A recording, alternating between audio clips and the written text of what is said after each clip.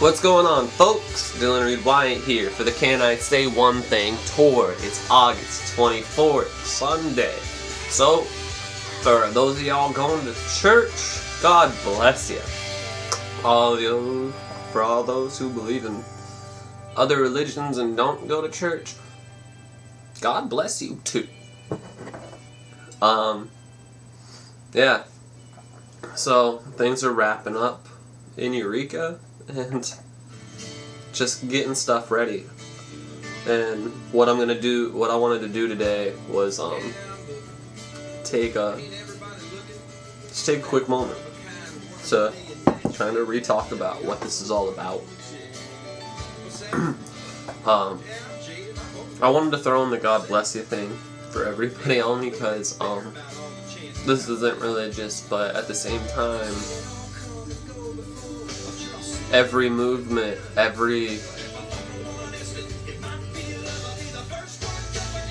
don't want to say revolution, that's not the word that I want to use, but every movement, Martin Luther King, Cesar Chavez, Gandhi, people who are about peace.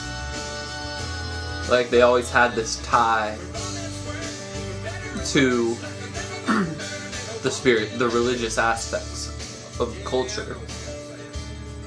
They had that part with them, and when it comes down to it, it's the soul that keeps you strong. I really believe that. But once I know a guy, Joshua Purvis. He's a good guy. He's Catholic.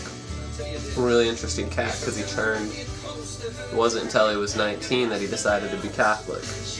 And so, he had researched it and he had picked it. And I'm not saying, it's interesting because it's Catholicism. No, it's just, it seems like for me, a lot of people that I've met, when they have been Christian, it was that they were raised Christian. And, if they aren't now, it was because they eventually decided, they saw through it, so to speak, for them.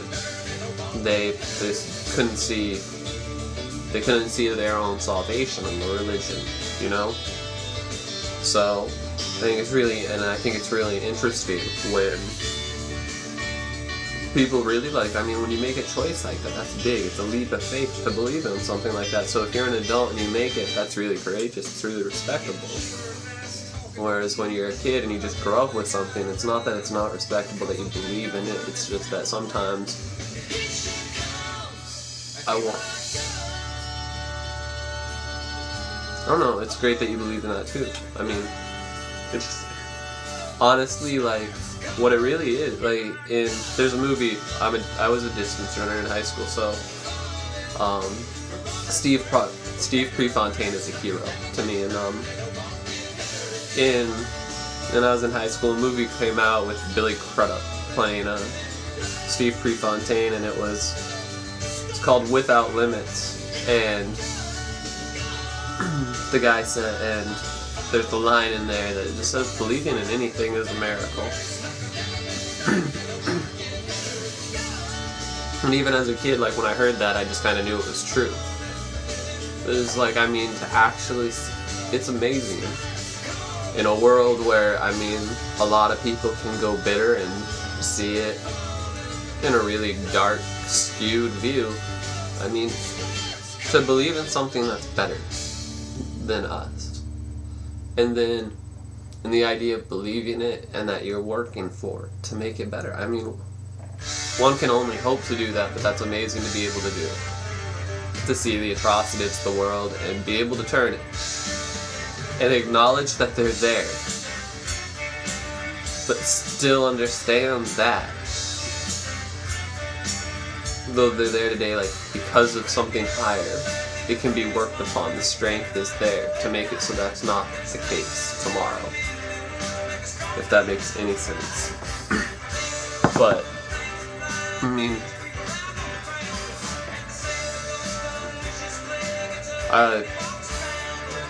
Neil Gaiman's my favorite writer.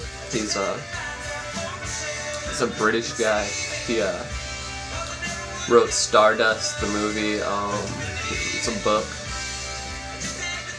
But he wrote